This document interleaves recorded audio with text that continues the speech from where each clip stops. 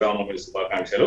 మీకు కూడా అండి. మరి ఈ రోజు ఒకటి డబ్బు అనేది నేర్పింది ఎవరంటే ఈ రాష్ట్రానికి బీఆర్ఎస్. చాలా స్పష్టంగా చెప్తాను, బీఆర్ఎస్ డబ్బు అనేది నేర్పింది. అంతకుముందు కూడా మా రాజశేఖర రెడ్డి గారు కాంగ్రెస్ పార్టీ కష్టపడ్డ వాళ్ళకి టికెట్ ఇచ్చుకుంటూ వస్తుంటే ఎవరికి కూడా బిజినెస్ మ్యాన్లకు కానీ వ్యాపారస్తులకు కానీ రాజశేఖర రెడ్డి గారు ఏ రోజు కూడా టికెట్ ఇవ్వలేదు. అప్పుడు మహానాయకుడు ఎవరైనా ఉంటే వాళ్ళు ఎమ్మటుండమని చెప్పారు తప్ప ఎవరికి ఇవ్వలేదు. బీఆర్ఎస్ ఈయన వచ్చిన తర్వాత ఏంది, కేసీఆర్ కొత్త ఫార్మేట్ మొదలు పెట్టారు. డబ్బులున్న వాళ్ళు ఉద్యమకారులు పక్కన పెట్టి ఎవరైతే ఉన్నారో బీఆర్ఎస్ నాయకులు అంటే ఇప్పుడు వీళ్ళందరూ కూడా వాస్తవంగా సోకారులు మీరు గమనించండి. ఎందుకంటే ఇప్పుడు వాళ్ళు రకరకాల పార్టీలకు వచ్చారు, కాదలేని అడ్మిటెడ్ ఫ్యాక్టరీ. ఆ రోజు ఇచ్చింది ఎవరంటే కేసీఆర్. ఈ తెలంగాణ రాష్ట్రానికి తెలుగు రాష్ట్రాలకు నేర్పింది ఎవరంటే మొట్టమొదటిసారి కేసీఆర్. ఇది చాలా అడ్మిటెడ్ ఫ్యాక్టర్స్ స్పష్టంగా చెప్తున్నాయి. వాళ్ళందరూ డబ్బులు ఉన్న వాళ్ళకి ఎంపీలు ఎమ్మెల్యే టికెట్ ఇచ్చే వరకు ఉద్యమకారులు వెళ్ళిపోయారు. ఇవాళ ఎవరు పార్టీకి ఎవరు లేని పరిస్థితి వచ్చింది.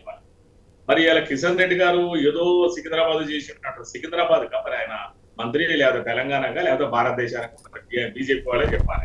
ఆ రైల్వే ప్రాజెక్టులు భారతదేశంలో వ్యాప్తంగా మొత్తం ప్రతి రాష్ట్రంలో కూడా ప్రతి దేశం మొత్తంలో కూడా రైల్వే ప్రాజెక్టు నడుస్తున్నారు. పెద్ద బృహత్తర పథకం, దానికి డబ్బులు కేటాయిస్తున్నారు. ఎవరికి అంతా తెలుసు. అది భవిష్యత్తులో ప్రైవేట్ పరం చేసి ఆశ్చర్యపడాల్సిన అవసరం లేదు. మంచిగా తయారు చేసి రేపు అట్లా మళ్ళీ రేపు ఇలాంటి వాళ్ళు వస్తే మళ్ళీ ఒక కర్మగాలి వాళ్ళు ఖచ్చితంగా ప్రైవేట్ పరం చేస్తారు. అందరికి తెలిసింది ఇవన్నీ. మనం చూస్తున్నాం బీఆర్ఎస్ బీజేపీ ఏం చేస్తుంది, నేషనల్ హైవేకు రైల్వే ప్రాజెక్టులకు కొన్నిటికే ఏదైతే కమిషన్లు డబ్బులు వచ్చేవాడికి కూడా పెడుతుంది. ఇవాళ మనం చూస్తున్నాం నేషనల్ హైవేల పరిస్థితి. ఇవాళ మొత్తం వాళ్ళు పిండుకుంటున్నారు. ఊరికి 5 రూపాయలు పెంచా 5 రూపాయలు పెంచా ఒక దొంగ దెబ్బ కొట్టడానికి వాళ్ళు ఉంది. అది కాంట్రాక్టర్ల కోసం చేసినట్టు ఉంది. పబ్లిక్ ప్రాపర్టీ తీసుకెళ్లి పబ్లిక్ ప్రైవేట్ పార్ట్నర్షిప్ అని ట్రిపుల్ పద్ధతి ప్రకారం ఇస్తున్నారు. అది వాళ్ళు ఏంది రేపు ఇవన్నీ కూడా ప్రైవేట్ పరం చేసే పరోక్షంగా నేషనల్ హైవే ప్రైవేటైజ్డ్ అన్నట్టే. రేపు కీలకంగా రేపు రైల్వేస్ కూడా చేయొచ్చు. అసలు ఏం చేశారు సికింద్రాబాద్? ఆయన సికింద్రాబాద్ అని చెప్పుకుంటారు. నాకు అర్థం కావట్లేదు. సికింద్రాబాద్ మంత్రి, కేంద్ర మంత్రి నాకు అర్థం కావట్లేదు. కిషన్ రెడ్డి గారు ఈ రాష్ట్రానికి ₹1 చేయలేదు. దానం నాగేంద్రకి నోటీసులు ఇచ్చింది కదా కోర్టు, దాని గురించి ఏం చెప్తారు శ్రీనివాస్ రెడ్డి గారు? చెప్పండి ఆశిక గారు, ఏమంటారు? దానం నాగేంద్రకి అనర్హత వేటుకు సంబంధించి కోర్టు నిన్న నోటీసులు ఇవ్వడం జరిగింది. ఎందుకు, ఏ విధంగా పార్టీ మారారు, టికెట్ కూడా ఇవ్వడం జరిగింది, ఆధారాలు ఉన్నాయని. ఒక్కటి ఇక్కడ ఏంటంటే వాస్తవంగా వాళ్ళు నేర్పింది ఇదంతా.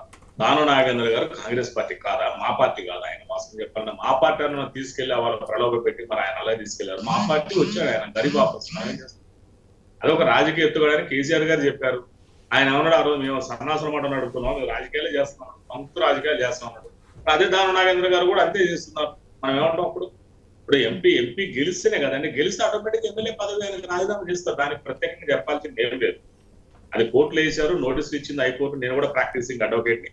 అదొక డ్యూ ప్రాసెస్ ఆఫ్ లా ప్రకారం పోతుంది. దాని మీద మనం కామెంట్ కూడా చేయకూడదు. ఎందుకంటే కోర్టులో ఉంది, పైగా అడ్మిషన్ దశలో ఉంది, స్టార్టింగ్ దశలో ఉంది. కాబట్టి మనం మాట్లాడటం కూడా బాగుంది.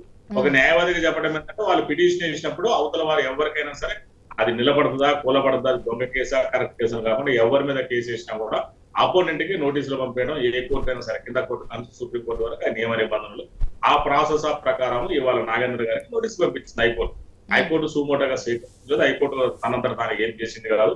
అది పైగా ఏంటంటే స్పీకర్ సంబంధించిన అంశం. నేను చాలా స్పష్టంగా చెప్తాను, వీళ్ళ మెంబర్షిప్ అనేది స్పీకర్లకు సంబంధించిన అంశం తప్ప కోర్టు పరిధిలో తక్కువ ఉంటుంది. యాక్చువల్ చెప్పాలి, కోర్టులకు ఏంటంటే దీని మీద అధికారాలు ఉండవు, ఎక్కువ శాతం స్పీకర్ కే ఉంటుంది. మళ్ళీ లాస్ట్ బాల్ తిరిగి స్పీకర్ కోర్టులకే వస్తుంది. ఆయన ఇప్పుడేం గెలవలేదు కదా, ఎమ్మెల్యేగా కాంగ్రెస్ బీఆర్ఎస్ లో ఎంపీగా కాంగ్రెస్ లేరు కాబట్టి ఆటోమేటిక్ గా నో ప్రాబ్లం, అదేం ప్రాబ్లం లేదు. రేపు గెలిచిన తర్వాత ఆయన ఆటోమేటిక్ ఎమ్మెల్యే రాజీనామా చేస్తారు. దాన్ని మనం కాదని లేదు. అంతేగాని ఇప్పుడు మనం ఏమంటాం, దాన్ని లీగల్ గా ఏంటంటే తప్పేం లేదు. లీగల్ గా చెప్పాలంటే నో ప్రాబ్లం కాబట్టికే కదా. రైతుల గురించి మాట్లాడదాం. కాకపోతే కేసీఆర్ చేసిన కొన్ని కామెంట్స్